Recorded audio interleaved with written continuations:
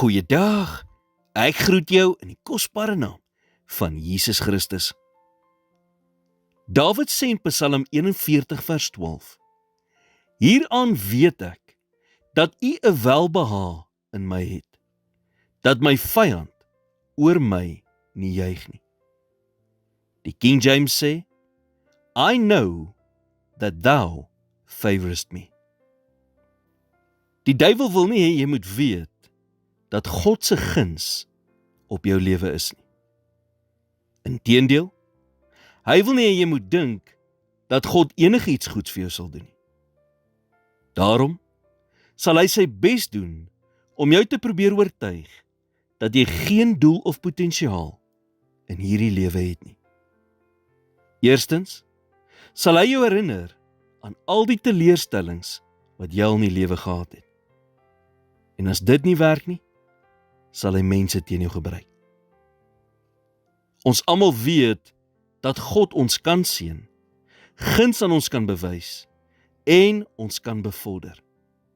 Maar ons besef nie altyd dat God selfs ons vyande kan gebruik om dit te doen.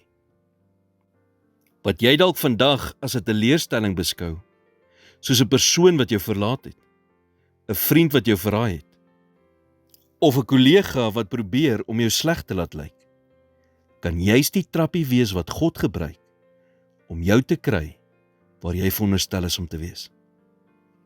Dink so daaraan. Dawid sou slegs as 'n skaapwagter bekend gestaan het as dit nie vir Goliat was nie. Goliat was strategies oor Dawid se pad geplaas. Nie om hom te verslaan nie, maar om hom te bevorder. Sonder Goliat sou Dawid nooit die troon bestyg het nie. Net so kan God selfs die mense wat teen jou opstaan gebruik om jou te bring waar jy moet wees. Dawid sê in Psalm 23 vers 5, U berei die tafel voor my aangesig teenoor my teestanders. Wanneer God jou deur die teestand bring, gaan hy dit nie privaat doen nie. Nee, hy gaan dit doen waar al jou vyande dit kan sien. Miskien staan jy vandag voor 'n ander soort vyand. Nie net 'n persoon nie, maar 'n vyand in jou finansies of in 'n verhouding. En dit lyk nie of dinge ooit gaan uitwerk nie. Kry 'n nuwe perspektief. God is besig om vir jou tafel voor te berei, soos wat hy vir Dawid gedoen het.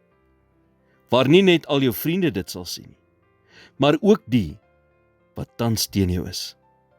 Hulle gaan sien hoe God jou seën en jou bevorder.